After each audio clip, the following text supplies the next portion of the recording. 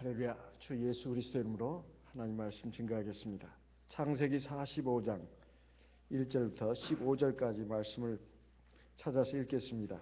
창세기 45장 1절.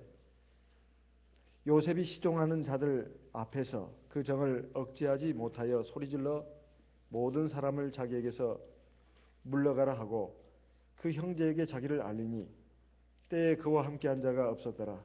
요셉이 방성되고 가니 애굽 사람에게 들리며 바로의 궁중에 들리더라.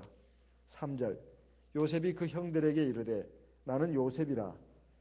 내 아버지께서 아직 살아 계시니까. 형들이 그 앞에서 놀라서 능히 대답하지 못하는지라.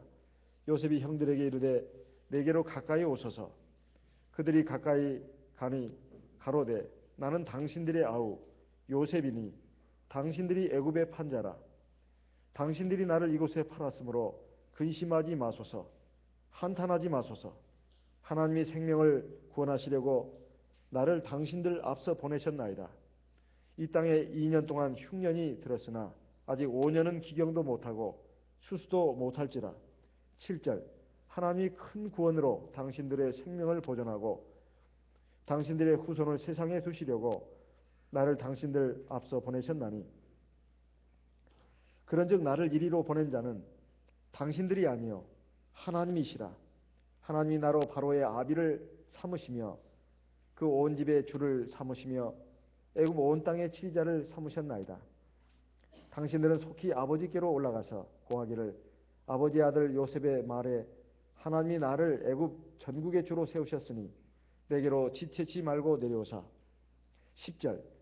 아버지의 아들들과 아버지의 손자들과 아버지의 양과 소와 모든 소유가 고센 땅에 있어서 나와 가깝게 하소서. 흉년이 아직 5해가 있으니 내가 거기서 아버지를 봉양하리이다. 아버지와 아버지의 가속과 아버지의 모든 소속이 결핍할까 하나이다 하더라 하소서. 12절. 당신들의 눈과 내 아우 베냐민의 눈이 보는 바 당신들에게 이같이 이 말을 하는 것은 내 입이라. 당신들은 나의 애굽에서의 영화와 당신들의 본 모든 것을 다 내 아버지께 고하고 속히 모시고 내려오소서 하며 자기 아우 베냐민의 목을 안고 우니 베냐민도 요셉의 목을 안고 우니라. 15절 같이 읽어보겠습니다. 요셉이 또 형들과 입맞추며 안고 우니 형들이 그제야 요셉과 말하니라. 우리가 신앙을 가지고 세상을 살아가면서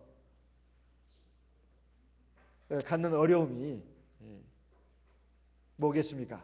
가장 큰 어려움은 하나님이 눈에 안 보인다는 것입니다.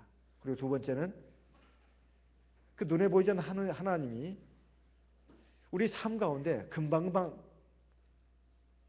그 역사를 보여주셔가지고 우리로 하여금 믿고 순종하고 하나님의 말씀을 따라 나아가면 하나님이 기뻐하시고 나에게 상 주시는구나.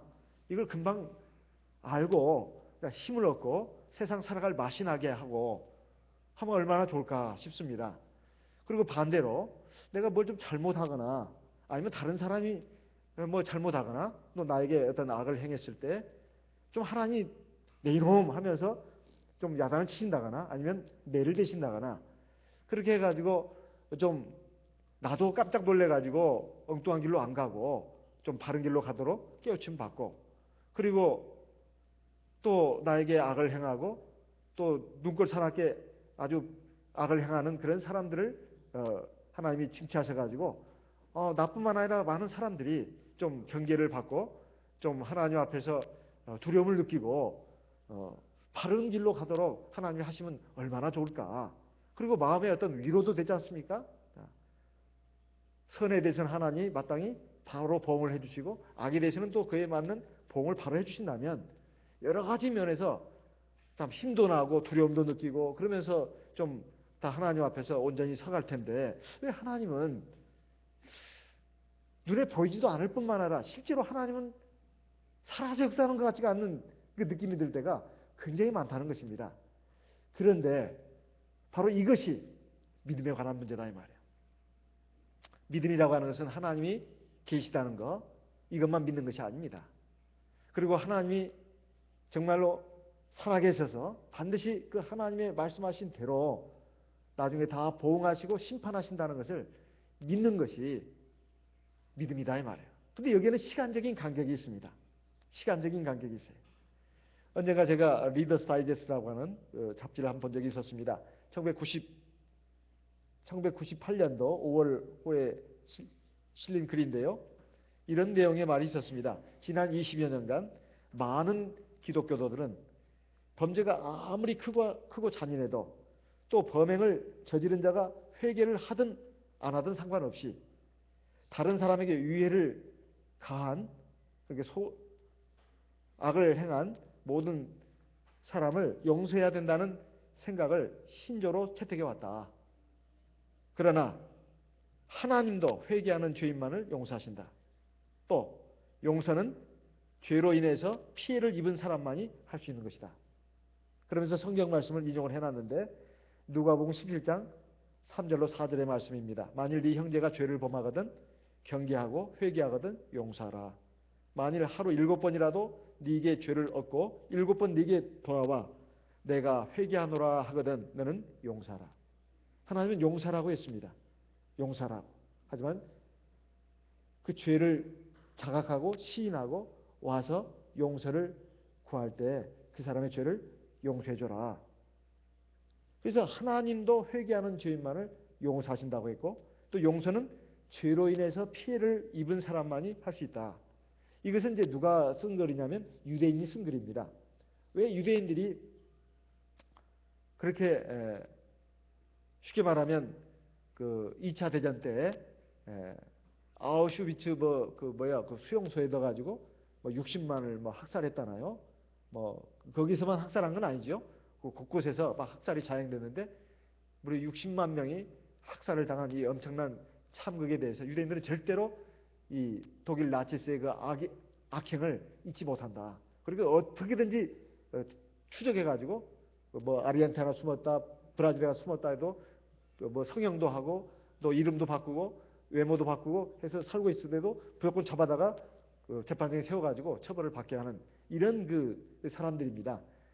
그런데 이것이 좀 지나치지 않냐? 왜 유대인들은 그렇게 악을 자기들에게 악을 행한 사람들을 용서하지 않느냐? 여기에 대해서 자기들의 입장을 쓴 것이라고 봐집니다. 자기들은 유대교인들이고 기독교인들이 그런다는 거죠. 유대인들은 참 잔인하다.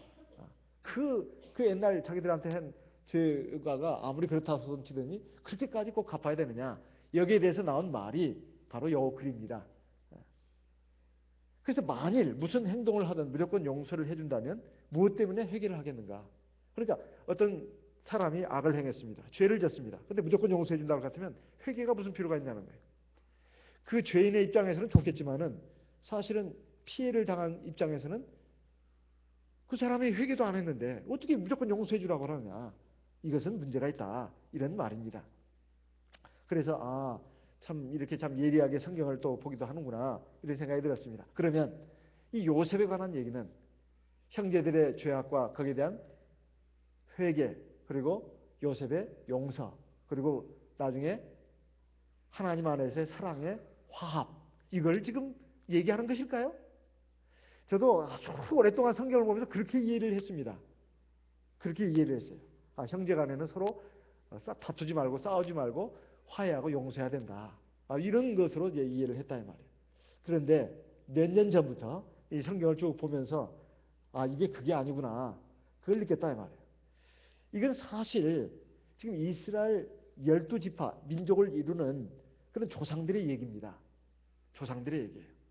요셉은 하나님을 잘 경외하고 의롭고 착한 사람이었습니다. 거기다 하나 더 플러스 인내심이 있었다 이거예요. 인내라고 하는 것은 그 신앙이 진짜 신앙인가 가짜 신앙인가 어설픈 신앙인가 성숙한 신앙인가 완전한 신앙인가를 판가름하는 시금석입니다.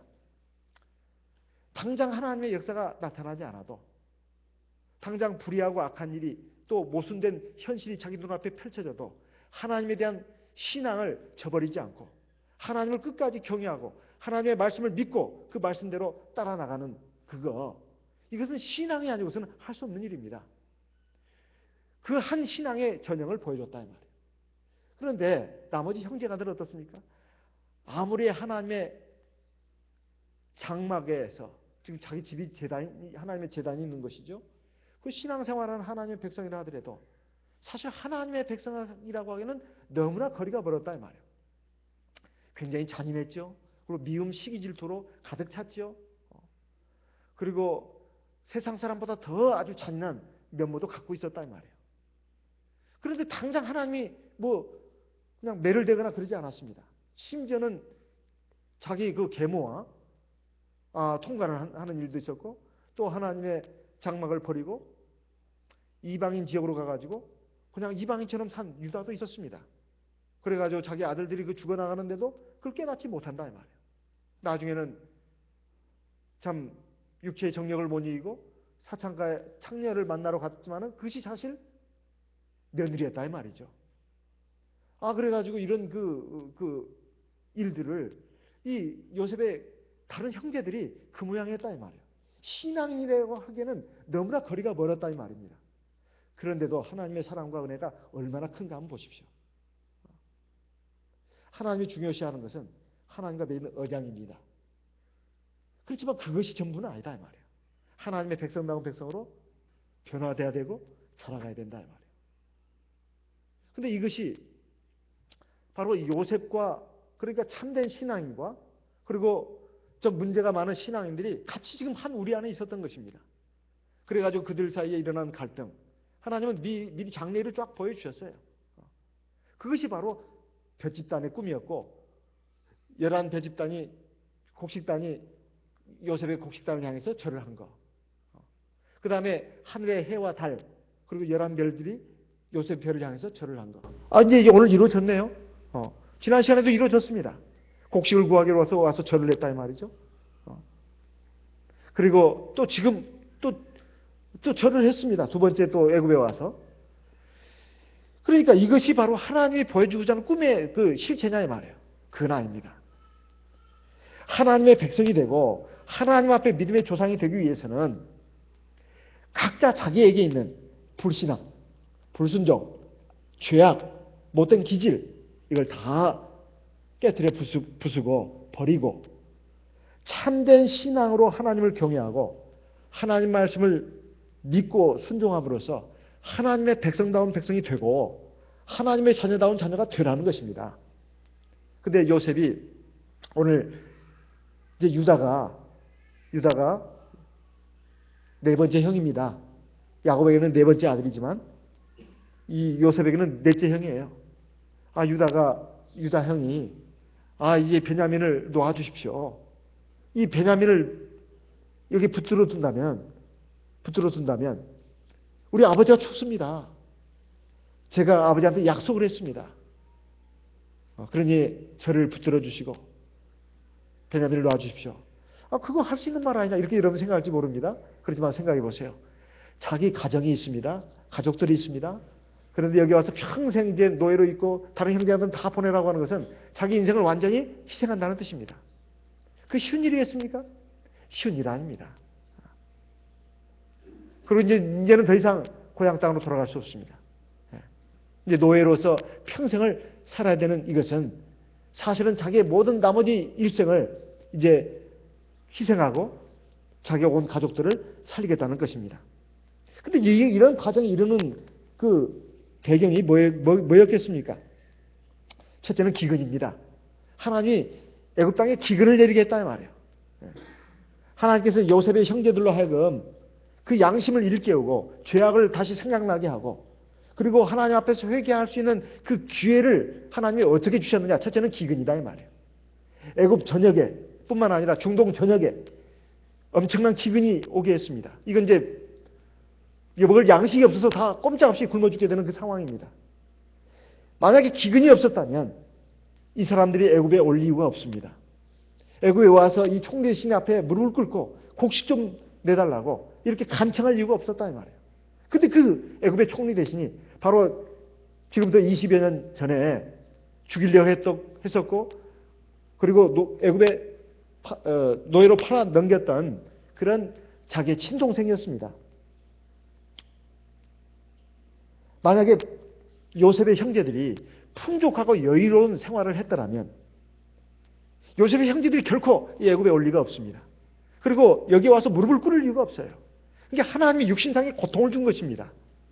이 절박한 그 기근이 요셉의 형제들로 하여금 애굽 땅에 오게 했고 이미 총리 대신이 되는 요셉 앞에 무릎을 꿇게 했던 것입니다.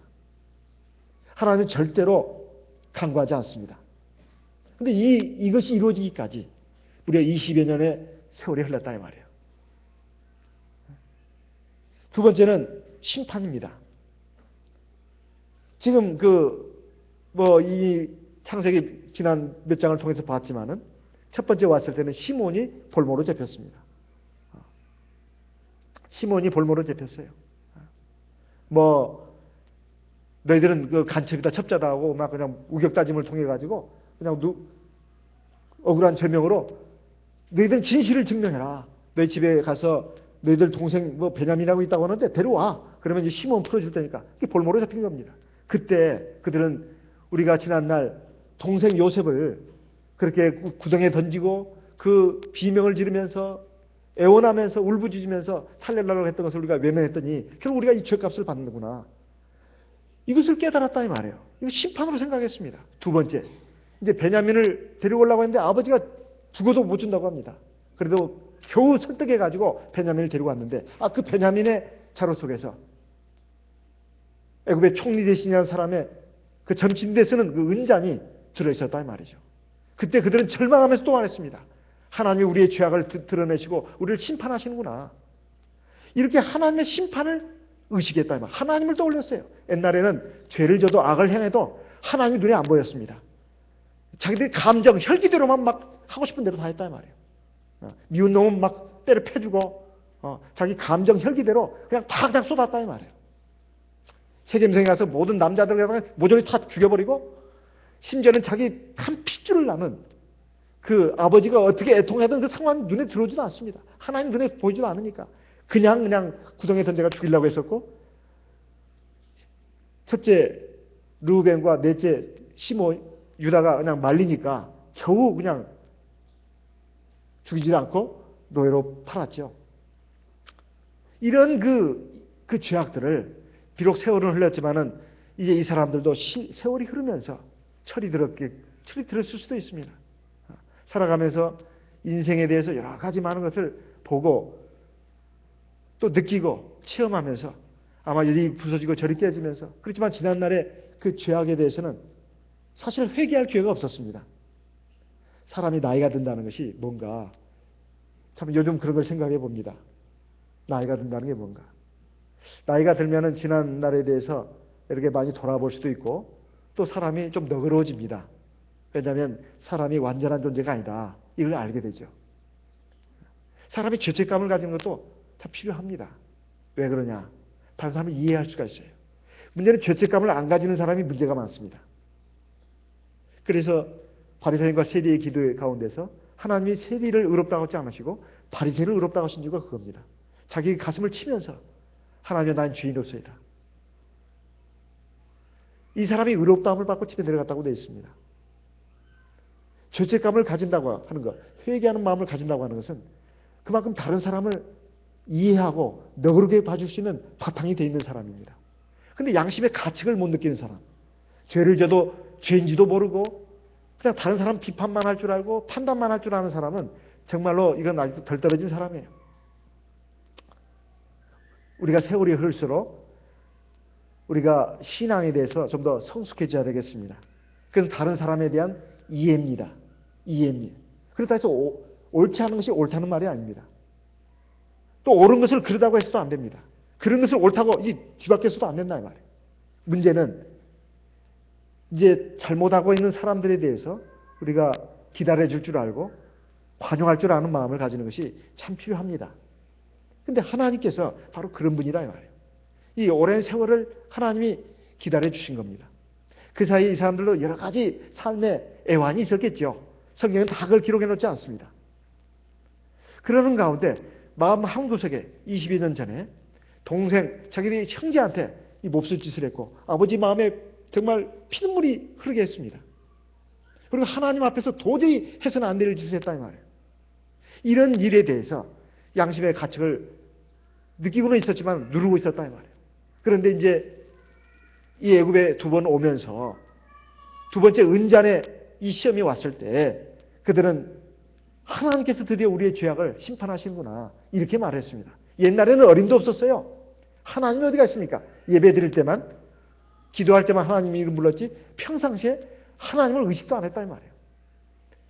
아직 하나님의 백성들의 조상이 되기에는 턱없이 모자랐습니다. 아마 저울에 달아보면 너무 가벼웠을 거예요. 그런데 이런 하나님의 심판이 자기들에게 임했다고 생각하면서 자기들은 이제는 뭐 항변을 안 했습니다. 우리 베냐민에게 은장이 들어있다뇨. 이건 우리 누가 우리를 모함한 것입니다. 이건 우리는 억울합니다. 원통합니다.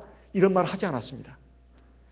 유다도 그리고 나머지 형제간들도 하나님이 우리를 심판하시는구나. 지난날 우리가 행했던 죄악을 하나님 이렇게 보응하시는구나. 이렇게 생각했다 이 말이에요. 우리가 세월이 흘러가면서 그 사람의 신앙이 성숙된다는가를 보려면 모든 우리 삶의 그 모습 가운데서 하나님의 손길이 있는 것을 인정하는 사람, 이 사람은 신앙이 성숙한 사람이에요. 그래서 항상 기뻐하고 쉬지 말고 기도하고 범사에 감사하는 이유가 그게 있습니다. 감사하다고 해서 모든 일이 감사하다 해서 모든 일이 잘 돼서 감사하는 게 아닙니다. 좋은 일도 하나님의 은혜로 생각하고 감사하고, 설령 나쁜 일이 하더라도 하나님이 이번에 뭘 깨우치시려고 이번에 나에게 손해를 보겠구나, 내가 이런 아픔을 당하겠구나, 이렇게 생각한다 이 말이에요. 사람과의 관계에서 생각하지 않습니다. 물론 그렇다 해서 악을 행한 사람을 하나님 용납하시는 건 아닙니다. 가령 다른 유다가 예수님을 팔았다 해서 그건 하나님의 구원을 이루는, 그런데 꼭 그것이 하나의 과정이었습니다. 그렇다 해서 가룟 유다가 공헌자입니까? 그건 아니다 이 말이에요. 또 애굽의 바로왕이 이스라엘 백성들을 안 도와주려고 했습니다. 그래서 하나님이 10가지 재앙을 내렸습니다. 그때마다 하나님의 영광이 나타나고 하나님의 권능이 나타났습니다. 세상 사람들에게, 또 이스라엘 백성들에게, 애굽 사람들에게. 그렇다 해서 바로가 훌륭한 일을 한 겁니까? 그건 아닙니다. 하나님 앞에 심판받아 마땅한 죄인이죠. 악인이죠. 하나님은 그런 사람을 도구로 쓰시는 것에 불과합니다. 또 다윗이 압살롬에게 쫓겨가지고 궁을 빠져나갈 때 시므이가 돌을 던지면서 막 저주를 했습니다. 시므이가 그 저주하는 것을 옆에 다윗의 그 장군이 보고 저 개 같은 놈을 내가 단칼에 죽이니까 죽이지 말라고 했습니다. 하나님이 저의 입을 통해서 나를 저주하는지 누가 알겠느냐. 그렇다 해서 그 시므이가 바른 말을 한 것이겠습니까? 아닙니다. 나중에 시므이는 하나님의 징벌을 받아서 비참하게 죽습니다. 압살롬도 마찬가지입니다. 비록 다윗을 징계하는 채찍으로 쓰기는 했지만은 그렇다 해서 압살롬이 잘한 건 아닙니다. 이와 같이 하나님은 절대로 모든 것을 다 보고 계신다는 것, 이걸 알기까지 상당한 시간이 흐릅니다. 우리 하나님의 백성들도 세월도 필요하고 많은 인생의 과정이 필요합니다. 그래도 끝내 못 깨닫는 사람이 있어요. 그럼 그 사람은 열매를 못 맺은 것이죠. 잎사귀만 무성한 무화과나무에 불과합니다. 열매가 맺히지 않았어요. 결국은 심판을 받습니다. 이건 얼마나 안타까운 일이냐 말이에요.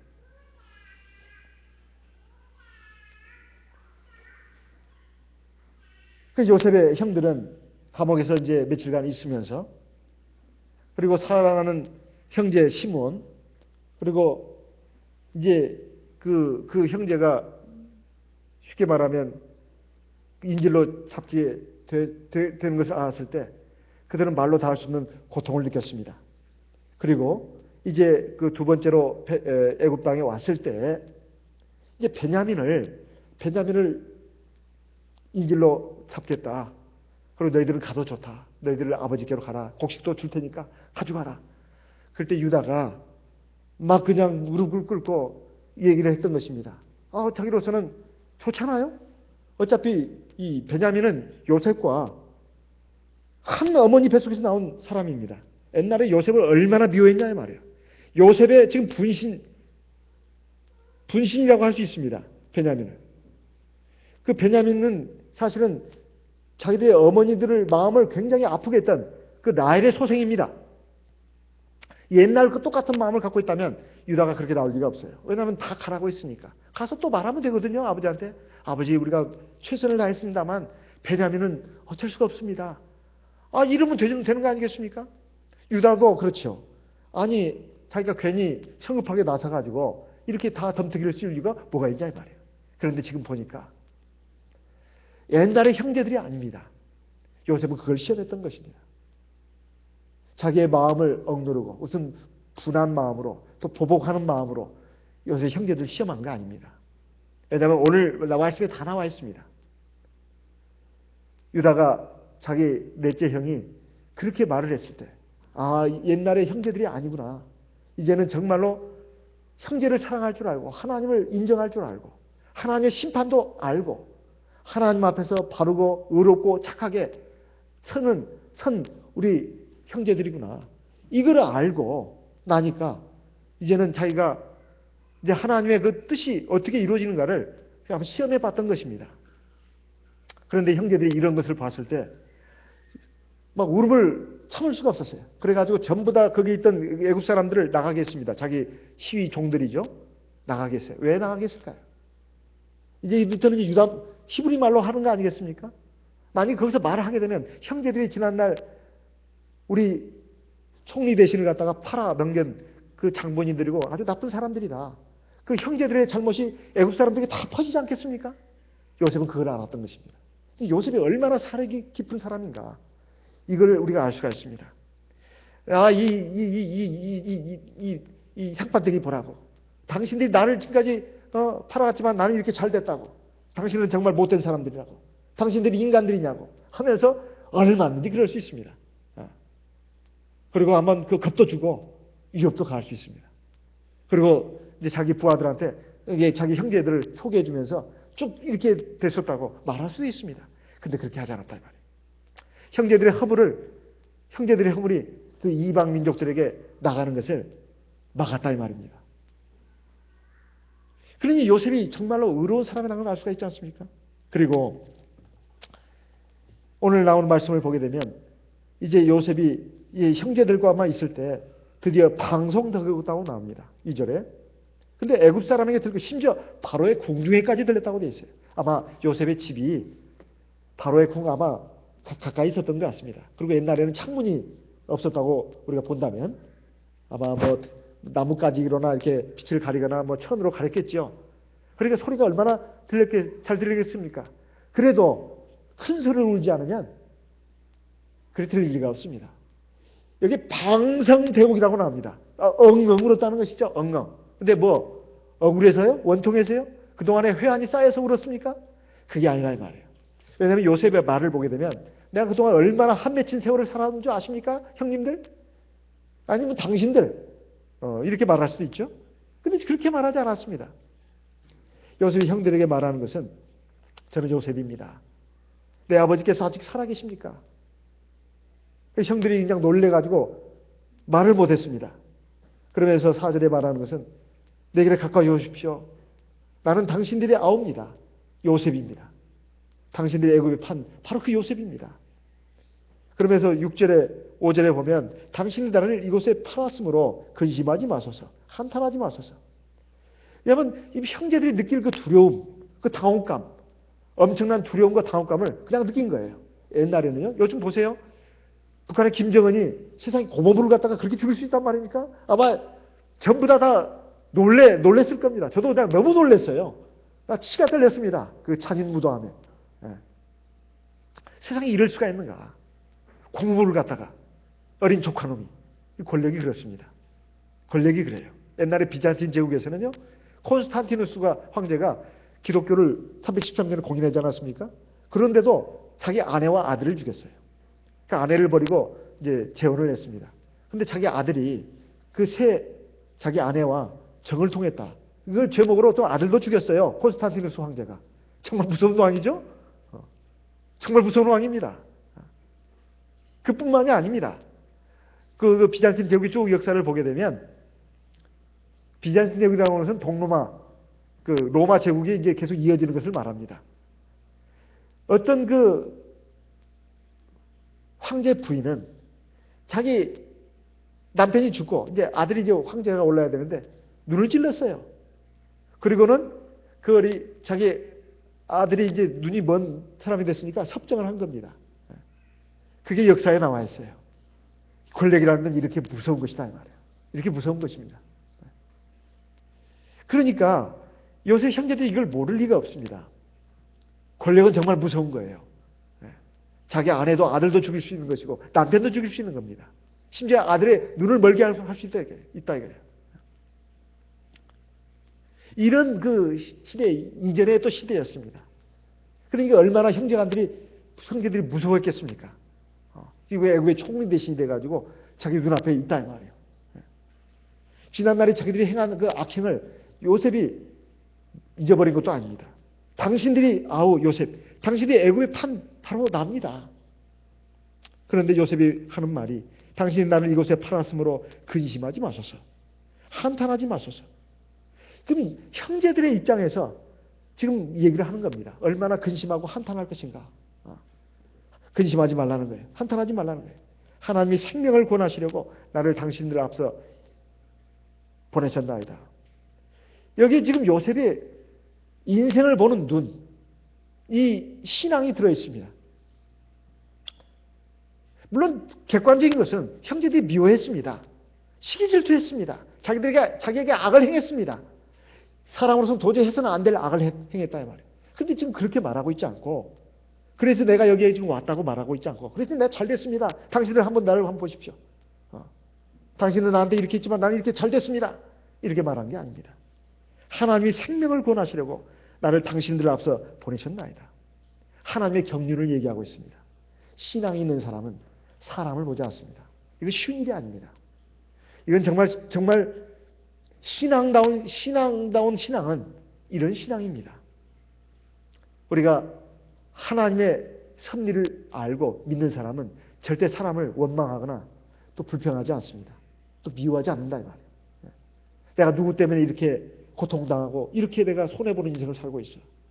부모를 원망한다거나 또는 배우자를 원망한다거나 자식을 원망한다거나 또는 형제간을 원망한다거나 그러지 않는다 이 말이에요. 또는 친구를 원망한다거나 또는 선배를 원망한다거나 아니면 후배를 원망한다거나 그러지 않는다 이 말입니다. 하나님의 놀라운 경륜 가운데서 이루어지고 있다는 것을 믿는다 이 말이에요. 그런데 이것이 나타나기까지 20여 년이라는 세월이 흘렀습니다. 그런데 이것을 믿는 것이 얼마나 어려운 일인지 아십니까? 참 어려운 일입니다. 이스라엘 백성들이 시내산, 호렙산이라고도 합니다. 올라가가지고 40일 동안 모세는 먹지도 않고 마시지도 않았습니다. 그런데 내려오는 것이 굉장히 늦었어요. 그러니까 이스라엘 백성들이 범죄를 하기 시작합니다. 이스라엘 백성들이 범죄한 가장 큰 원인이 모세가 내려오는 게 늦었기 때문에 그렇습니다. 출애굽기 32장을 보겠습니다. 출애굽기 32장. 출애굽기 32장 1절 같이 읽어보겠습니다. 출애굽기 32장 1절 같이 읽어보겠습니다. 백성이 모세가 산에서 내려옴이 더딤을 보고 모여 아론에게 이르되 이르러 가로되 일어나라 우리를 인도할 신을 우리를 위하여 만들라. 이 모세 곧 우리를 애굽 땅에서 인도해낸 사람은 어찌 되었는지 알지 못하느냐. 모세가 시내산에서 내려오는 것이 굉장히 늦어졌습니다. 더딤을 보고. 그 자기들의 생각이 더딘 거죠. 그 40일도 못 기다리는 사람들이었습니다. 40일도 못 기다리는 사람들이었어요. 신명기 9장에 보면 이거에 대해서 말씀하고 있습니다. 신명기 9장 8절에서 12절 말씀을 보겠습니다. 신명기 9장 8절 신명기 9장 8절부터 보겠습니다. 호렙산에서 너희가 여호와를 경노케 하였으므로 여호와께서 진노하사 너희를 멸하려 하셨느니라. 9절 그때 내가 돌판들 곧 여호와께서 너희와 세우신 언약의 돌판들을 받으려고 산에 올라가서 40주야를 산에 거하며 떡도 먹지 아니하고 물도 마시지 아니하였더니 10절 여호와께서 두 돌판을 내게 주셨나니 그 판에 그런 하나님이 친수로 기록하신 것이요 너희 총의 날에 여호와께서 산상불 가운데서 너희에게 이르신 모든 말씀이니라. 12절 내게 이르시되 일어나 여기서 속히 내려가라. 네가 애굽에서 인도하는 내 백성이 스스로 부패하여 내가 그들에게 명한 도를 속히 떠나 자기를 위하여 우상을 부어 만들었느니라. 그러니까 이스라엘 백성들의 가장 지금 큰 문제가 뭐냐? 속히 떠났다는 거예요. 근데 그것이 그 40일도 못 기다리는 백성들이었습니다. 모세가 내려오는 걸 40일 그걸 못 기다렸다 이 말이에요. 모세는 거기서 먹지도 않고 먹지도 않고 마시지도 않았습니다. 이건 보통 일이 아닙니다. 하나님의 능력으로 그렇게 할 수가 있었죠. 우리도 그렇지 않습니까?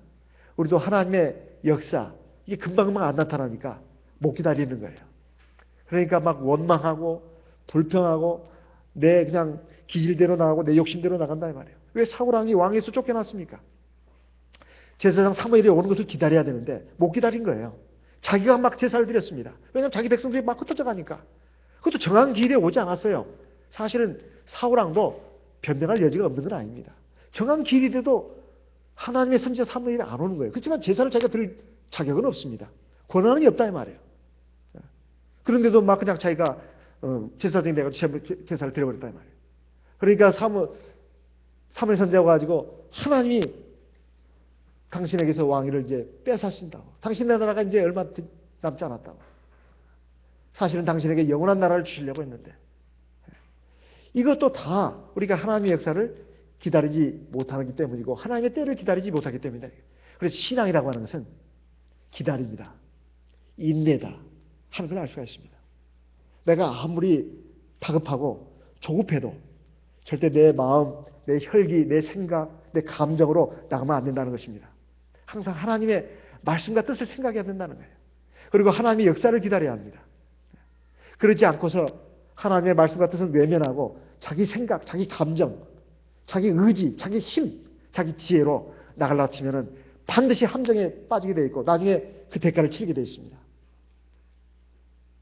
하나님께서 이걸 깨우쳐 주시는 것이다 이 말이에요.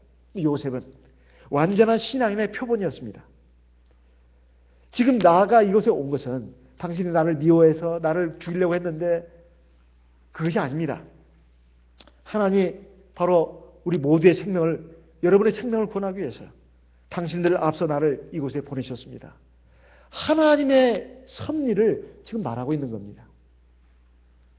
그러면서 이제 7절에 보게 되면 창세기 45장 7절 하나님이 큰 구원으로 당신들의 생명을 보존하고 당신들의 후손을 세상에 두시려고 나를 당신들 앞서 보내셨나이다. 그러면서 8절에 그런즉 나를 이리로 보낸 자는 당신들이 아닙니다. 하나님이십니다. 하나님이 나로 바로의 아비를 삼으시고 온 집의 주를 삼으시며 애굽 온 땅의 지휘자를 삼으셨나이다. 이 말씀을 읽으면서 요셉은 참 사람이 좋은 사람이네. 그리고 겸손한 사람이네. 이렇게 생각하시면 안 됩니다. 지금 이건 사람이 좋다는 걸 말하는 것도 아니고 겸손하다는 걸 말하는 게 아닙니다. 요셉의 신앙을 말하는 것입니다. 요셉의 신앙. 하나님의 손길이 있고 하나님의 섭리가 결국은 인생을 주관하신다고 하는 것을 지금 간증하고 있는 것입니다. 그러면서 지금 나를 이렇게 보낸 것은 그래서 이 애굽 땅에 바로의 아비를 삼으셨다는 것은 바로가 지금 왕이지만은 나를 아버지로 생각한다는 말이에요. 아버지로 생각한다는 것은 이건 신적인 대상자로 생각한다는 뜻입니다. 마치 엘리야가 승천할 때 엘리사가 아버지여 나의 아버지여 신적인 대상으로까지 존경하고 경외하는 사람을 아버지라 불렀습니다. 옛날에. 그래서 천주교에서도 신부란 말 쓰지 않습니까?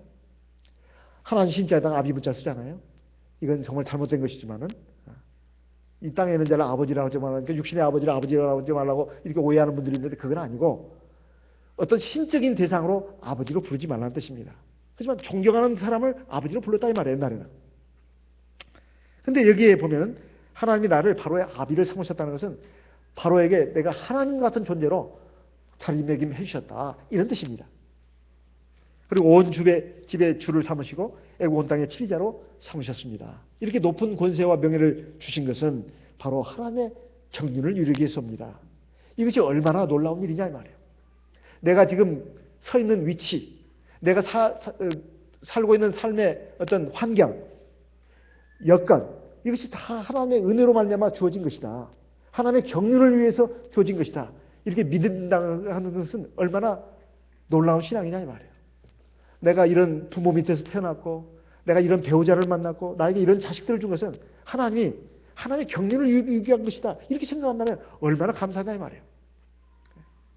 그래서 제가 오치의 불만족, 일본에 어떤 태어날 때 팔 다리도 없고 몸뚱아리만 머리하고 볼뚱아리 태어난 이 아이를 낳았을 때 부모가 깜짝 놀라면서 하는 말이 어머 귀엽다.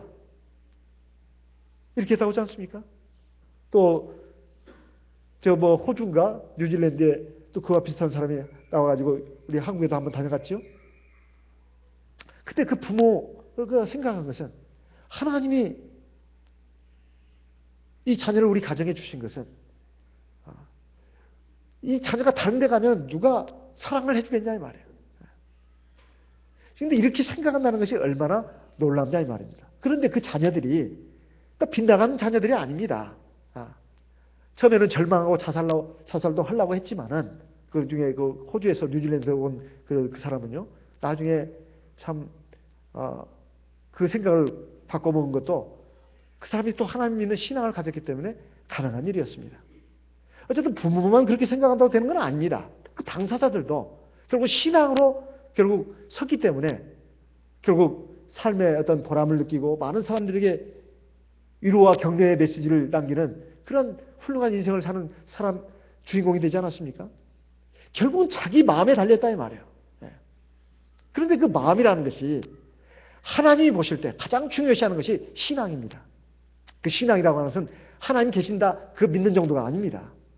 하나님의 섭리, 하나님의 손길, 그리고 하나님의 말씀은 하나도 땅에 떨어지지 않는다. 다 이루어진다. 그래야 다 말씀에 순종하지 않겠어요? 비록 육신이 약하고 믿음이 불완전해서 처음부터 온전히 순종하지는 못하지만은 하나님은 우리가 온전히 순종하는 방향으로 자꾸 우리 인생의 방향을 이끌어 가십니다. 그래서 나에게 이런 삶의 환경도 주신 것이다 이 말이에요. 이런 외모, 이런 건강, 이런 지능, 이런 삶의 환경을 주신 것은 하나님의 선을 이루기 위해서입니다. 그래서 지금 어서 아버지께 가셔가지고 아버지와 아버지의 자녀들과 가족들을 다 양과 소들을 다 끌고 이곳으로 오십시오. 내가 고센 땅에 머물게 하겠습니다. 그리고 이 흉년이 다 가기 전까지 그리고 앞으로도 내가 아버지와 아버지 모든 형제가들 당신들을 내가 다 먹여 살리겠습니다. 이건 정말로 그냥 옛날의 그 원한을 사랑으로 갚는다 그렇게 생각하시면 안 됩니다. 이건 사랑과 화해, 용서 그걸 지금 말하는 것이 아니라 신앙인의 승리를 말하는 것입니다. 누가 진정한 신앙을 가지고 나가느냐. 그래서 우리가 꼭 알아야 할 것이 있습니다. 로마서 8장 말씀을 보겠습니다. 로마서 8장 28절 같이 읽어보겠습니다. 로마서 8장 28절 같이 읽어보겠습니다. 우리가 알거니와 하나님을 사랑하는 자, 곧 그 뜻대로 부르심을 입은 자들에게는 모든 것이 합력하여 선을 이루느니라. 자, 이 뒷말만 항상 우리가 암송하는 버릇이 있습니다. 모든 것이 합력하여 선을 이룬다. 그것만 하시면 안 됩니다. 그 앞에 전제가 있습니다. 하나님을 사랑하는 자라고 했습니다. 하나님을 사랑하는 자. 곧 그 뜻대로 부르심을 입은 자들. 근데 하나님을 사랑한다고 해서 누구나 다 그런 것이 아니라 그 뜻대로 부르심을 입은 자들인데 하나님을 사랑하는 자들이야 합니다. 하나님을 사랑하는 것이 이것이니 곧 그의 계명을 지키는 것이라. 요한복음 5장에도 있고 요한 1서에 곳곳에 있습니다. 하나님을 사랑하는 것이 이것이니 곧 그의 계명들을 지키는 것이라. 하나님을 우리가 사랑한다면 하나님의 계명은 조금도 무거운 것이 아니라고 요한 사도가 요한 1서에서 말하고 있습니다. 하나님을 사랑하는 자에게는 하나님의 계명이 하나도 무거운 것이 아니다는 거예요. 그것이 어떤 굴레나 속박이 아니라는 것입니다. 왜냐하면 나의 생명과 행복을 위해서 주신 것이거든요. 하나님을 사랑하지 않는 사람들이 무거운 겁니다. 사실은. 그게 굴레고 속박이에요. 사랑하지 않는 사람에게는 모두가 다 의무입니다. 속박이다 이 말이에요. 그래서 율법의 강령은 하나님을 사랑하는 거고 사람을 사랑하는 것이라고. 근데 그 구체적인 내용이 십계명이고 그리고 율법이고 그리고 하나님의 전 말씀이라고 되어 있어요. 근데 하나님의 말씀 가운데 정말 어려운 것이 뭐가 있냐 이 말이에요. 하나님을 사랑하지 않기 때문에 어려운 것입니다. 무거운 것이다 이 말이에요. 그게 굴레죠. 속박이고. 또 하나님 다 믿지 않으니까. 하나님을 믿어야 하나님도 사랑하죠. 하나님 믿지도 않는데 무슨 하나님을 사랑하겠습니까? 그래서 하나님을 사랑하는 자에게는 모든 것이 합력해서 결국은 선을 이룬다는 것입니다. 선이라는 것은 이것은 아름다울 선입니다. 가장 좋은 것을 이룬다는 뜻이죠. 우리가 이것을 안다면, 믿는다면 우리의 인생의 모든 과정에 하나님의 손길이 함께한다는 것을 우리가 알 수 있습니다. 요셉의 얘기, 요셉과 형제간들의 얘기는 그 옛날의 얘기가 아니고 바로 우리들의 얘기입니다. 우리들의 얘기예요. 시간과 공간을 초월해서 영원토록 진실하시고 참되신 하나님의 말씀입니다. 거기에 생명과 은혜와 진리가 있고 그리고 행복이 있습니다. 이 말씀을 우리가 믿고 우리 요셉과 요셉의 형제간들의 이야기를 통해서 우리는 교훈을 받아야 되겠습니다. 오늘 우리도 힘겨운 세상을 살고 있습니다. 어떨 때는 한숨이 나오고 불안하기도 합니다. 어떨 때는 짜증도 납니다. 어떨 때는 화도 납니다. 그러나 이 모든 것들을 우리가 신앙으로 한번 생각해 보시기 바랍니다. 그랬을 때 하나님은 그 모든 걸 알고 있습니다. 하나님은 누가 신앙으로 나아가고 있는가? 온전한 신앙으로 하나님을 바라보면서 하나님의 말씀과 뜻을 쫓아서 가고 있는가? 이것을 주목하십니다. 때로 우리는 약해서 실수할 수도 있고 잘못할 수도 있습니다. 그러나 그 실수와 잘못을 인정하고 하나님 앞에 회개하고 하나님 앞에서 돌이킨다면 하나님은 지난날의 모든 우리의 죄와 허물을 다 용서하신다고 했고 다 기억하지 않는다고 했습니다. 다 잊어버린다고 했어요. 이것이 얼마나 큰 하나님의 은혜입니까? 요새 형제들을 봐도 알 수 있습니다. 그 지난날에 그 행한 그 죄악들을 보면 도저히 인간이라고 할 수 없습니다. 하나님의 백성들의 조상이 되기에는 이건 말도 안 되는 사람들입니다. 그런데도 이들이 변화되니까 그리고 성숙한 방향으로 나가니까 하나님이 지난날의 죄악을 다 용서하셨기에 그들이 하나님 나라의 백성이 조상이 될 수 있었던 것입니다. 오늘 저와 여러분도 마찬가지입니다. 이제 한 해는 이제 저물어가고 새해가 옵니다. 얼마나 또 우리는 또 희망과 기대에 부풀어가지고 새해를 맞이해야 할까요? 이제 우리 심기일전에서 새해에는 좀 더 달라진 모습으로 하나님 앞에서 하나님이 원하시는 모습으로 우리가 설 수 있도록 우리 하나님께 구해야 되겠습니다. 성령을 의지하고 하나님 말씀을 의지해서 하나님 앞에 참 멋지고 아름다운 그러한 삶을 살 수 있도록 또 그러한 사람이 되도록 하나님 도와주시옵소서. 기도하면서 나가는 제들 되기를 바랍니다. 다 같이 기도하겠습니다.